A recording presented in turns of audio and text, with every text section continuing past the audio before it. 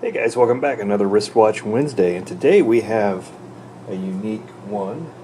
We have an Eternamatic watch. It's an automatic watch.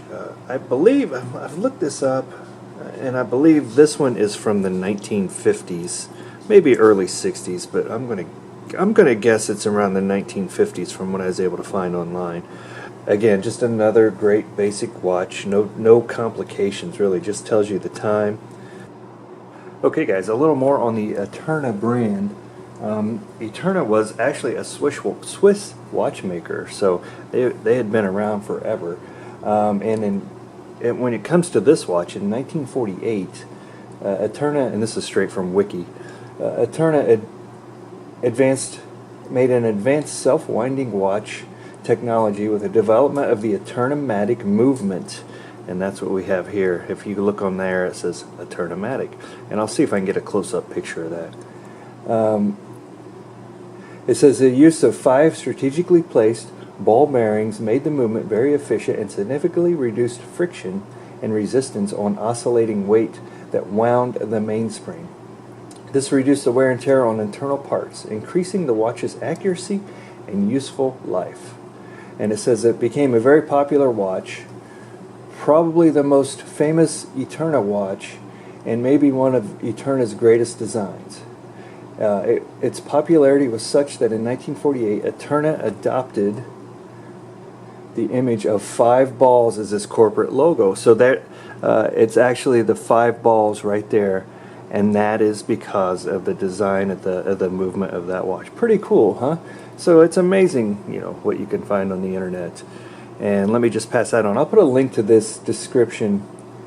I'll put a link to this down in the description. So if you want to read about this watch, or you have one of those and want to look it up, you can do that. Now, later on, the company was sold several times after 1982. By 95, it's owned by another company.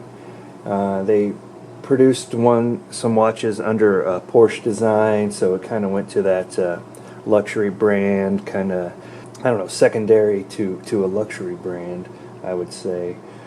But yeah, I guess it just kind of fizzled out from there. But there you go. That's the story behind it. That's the logo.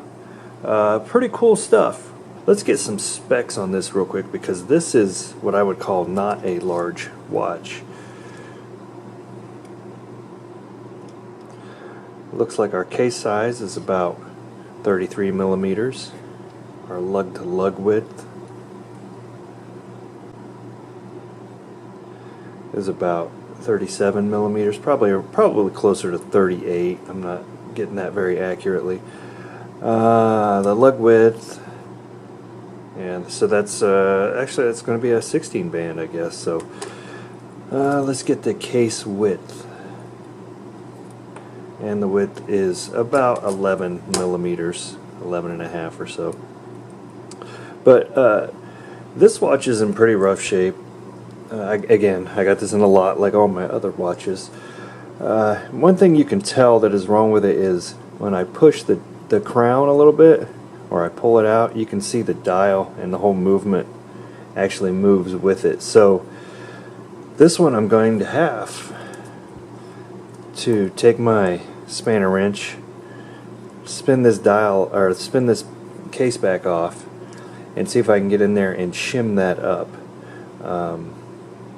Keep that from moving, because in modern watches they have this plastic piece that goes between the case and the rest of the movement to shim that up so it doesn't move around a lot.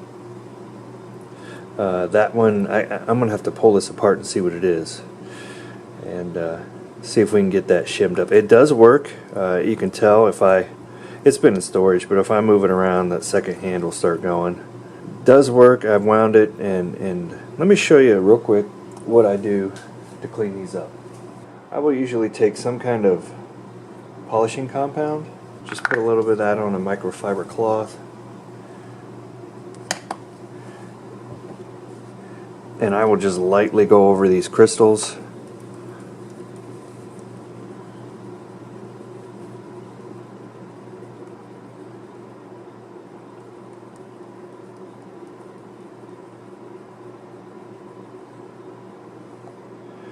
and just picks up a lot of dirt, takes out some small scratches to get that shining pretty bright. You could tell this dial, see, that dial is pretty dirty.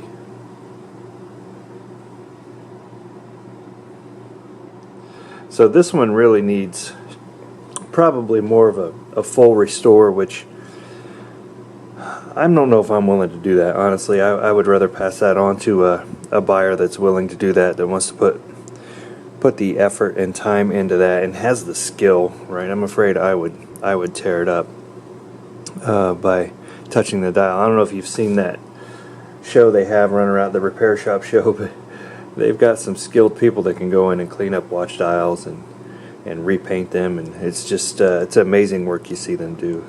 But yeah, I'm gonna have to pop that back off and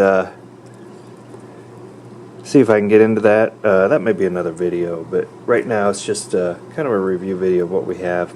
Maybe we'll do a part 2 with this one. See that movement? Let me see if I can hold the case down better. There you go. Now you can see that movement. Yeah, so that one needs a shim or something. There's a second hand going. Eternamatic.